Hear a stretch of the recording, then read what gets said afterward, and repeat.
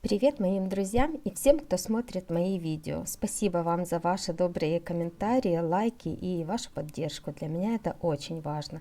Сегодня один из моих любимых рецептов запеченной скумбрии в духовке. Рыбка выходит очень ароматной, вкусной и самое главное, что просто готовится.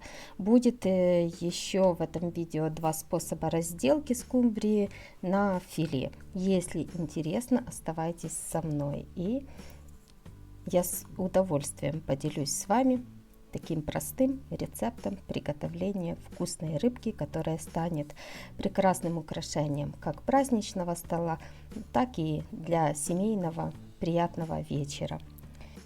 Если запечь такую рыбку на мангале, тоже будет еще вкуснее. Вот у меня две такие красивые тушки скумбрии. Досочку я обвернула пищевой пленкой и теперь за плавниками делаю надрезы наискосок возле головы. Разрезаю, но не до самого конца, так что, чтобы небольшая часть брюшка осталась. Получается, вытягиваю все внутренности вместе с головой и разрезаю брюшко. Вот. Все удаляется, рыбка внутри пустая, остается ее только хорошо помыть под проточной водой, чтобы внутри избавиться от этих черных пленок. Все, рыбка чистая внутри. Теперь делаю вдоль плавника надрез от головы к хвосту, провожу пальцем, такой получается кармашек. Вот указательным пальцем разъединяю от хребта, отрезаю и теперь тоже надрез с другой стороны, и хребет очень легко удаляется. Получается, что мы его удаляем практически вместе со всеми косточками реберными. Теперь только провожу пальцем и с помощью пинцета удаляю маленькие косточки, так чтобы никому ничего не попалось. Косточек практически нету. Вот так вот. Все. Филешка чистенькая у меня. Ну и теперь другой способ. Плавнички, ну все лишнее смотрим, удаляем, естественно, с брюшка. Вторая рыбка. Теперь от хвоста внизу разрезаю вдоль плавника и от хвоста провожу в сторону головы. Вот, и переворачиваю на другую сторону рыбку и разрезаю ее. Получается, вот таким простым способом можно удалить хребет. Только тут получается, что все реберные косточки остаются, и их надо удалить при помощи пинцета. Ну, каким способом пользоваться, это на ваше усмотрение. Возможно, кому-то пригодится. И теперь маленькие косточки тоже легко от них избавиться при помощи пинцета. Все. Вот такие филешки получаются. Конечно, чаще всего я пользуюсь первым способом.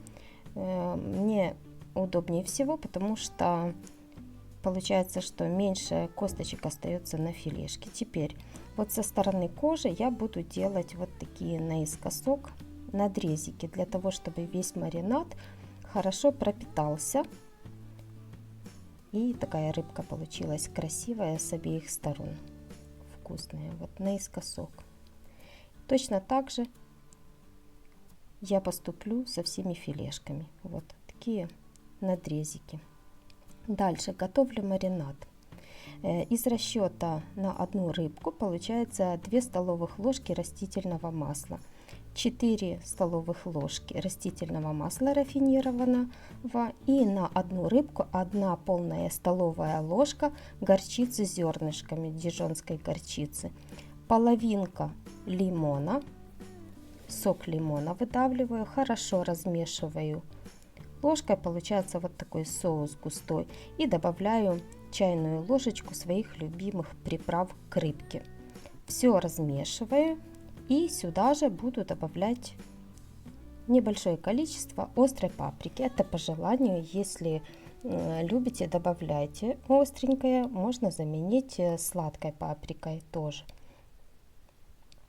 И на вот 2 рыбки, я добавила 1 столовую ложку без горки соли. Теперь на противень застелила пергамент и смазываю хорошо с внутренней стороны филешки вот этим маринадом.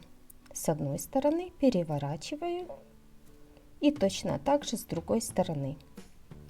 Теперь, если есть время, конечно же, желательно оставить хотя бы на минут 30, чтобы рыбка пропиталась вот этими всеми ароматами, соком, приправами, и отправляю в духовку. Температура 180 градусов, буквально на 30 минут. Рыбка готовая, или же запекаем на мангале, будет еще вкуснее.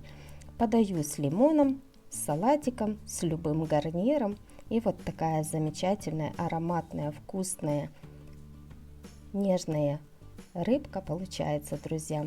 Если вам было интересно мое видео, не забывайте оставлять свои комментарии, лайки, подписывайтесь на мой канал, кто не подписался.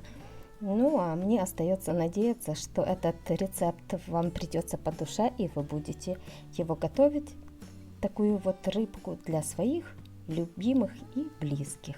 Ну а я с вами на этом прощаюсь. С вами была Виктория. Всем пока и всем до новых встреч!